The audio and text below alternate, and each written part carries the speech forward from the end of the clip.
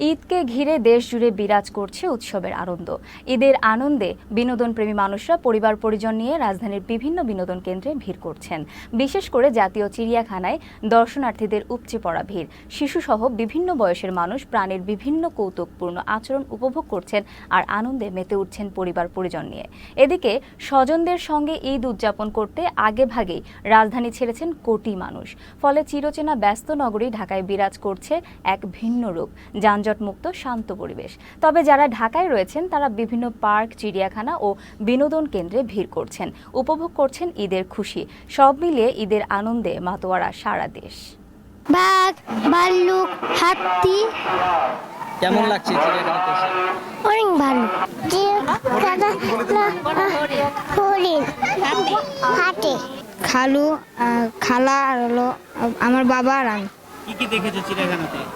বাঘ, ভাল্লুক, বান্দর, টিয়া পাখি। বাঘ দেখছি, হনুমান দেখছি, সিংহ দেখছি, চিতাবাঘ দেখছি, অনেক কিছু দেখছি। মানে চিড়িয়াখানা দেখতে আসছি ঈদ উপলক্ষে আর কি, ঘুরতে আসলাম। কোথা থেকে আসছো? আসছি হলো আশুলিয়া থেকে। জি হ্যাঁ, চিড়িয়াখানার পরিবেশ মোটামুটি আলহামদুলিল্লাহ ভালো।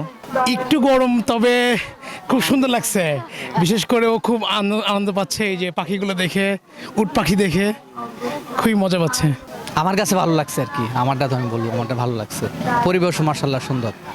ঠিক মতো তারা দেখার যেটা আর কি, যে যেহেতু দর্শকদের অনেক বেশি, যদি ভালোভাবে দেখে তাহলেই আছে। যে কোনো কোনো সময় দেখা যায় একটা প্রাণীকে আমি দেখলাম না, হয়তো ধরে নেয় যে এই প্রাণীটা নাই, এই ধরনের একটা করে আর কি। আসলে সব ধরনের প্রাণী আছে।